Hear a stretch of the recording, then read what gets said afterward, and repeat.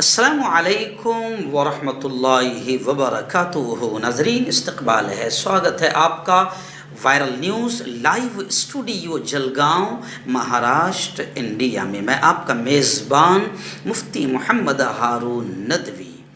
آئیے ناظرین، یہ گزشتہ کل عید کا منظر ہے، اور یہ منظر صرف ایک جگہ کا نہیں، پورے ہندوستان کے کروڑوں مسلمان گزشتہ کل عید کی نماز ادا کی ہے، اور آپ دیکھ سکتے ہیں کہ کروڑوں مسلمان ہیں، کتنے امن، شانتی اور محبت کے ساتھ کروڑوں مسلمان اپنے گھروں سے باہر نکلے، عیدگاہ آئے، نماز ادا کی، اور بڑے سکون، اطمینان سے، محبتوں کے ساتھ گلے ملتے ہوئے، ایک دوسرے کو مبارکبادیاں دیتے ہوئے، دعائیں دیتے ہوئے گھروں کو واپس اطمینان کے ساتھ لوٹ گئے۔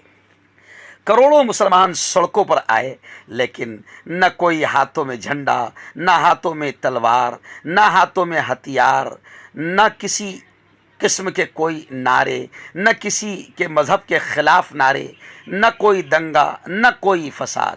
یہ ہے اصل اسلام، یہ ہے وہ دین جو امن اور ایکتا اور محبت کا پریکٹیکل تعلیم دیتا ہے۔ اتنے کروڑوں مسلمان روڈ پر آئے، لیکن پورے ملک سے کہیں کوئی ایسی خبر نہیں کہ کسی مسلمان نے کوئی غلط قسم کے نعرے لگایا، جھنڈے لہرائے، تلواریں لہرائی، یا دوسرے مذہب والوں کے خلاف ٹپنیاں کی، غلط نعرے لگائے، یا کسی کو بھڑکایا، یا کسی کو گالیاں دی، یا کسی کے گھر میں گھسے، یا کہیں پر پتھر پھینکا۔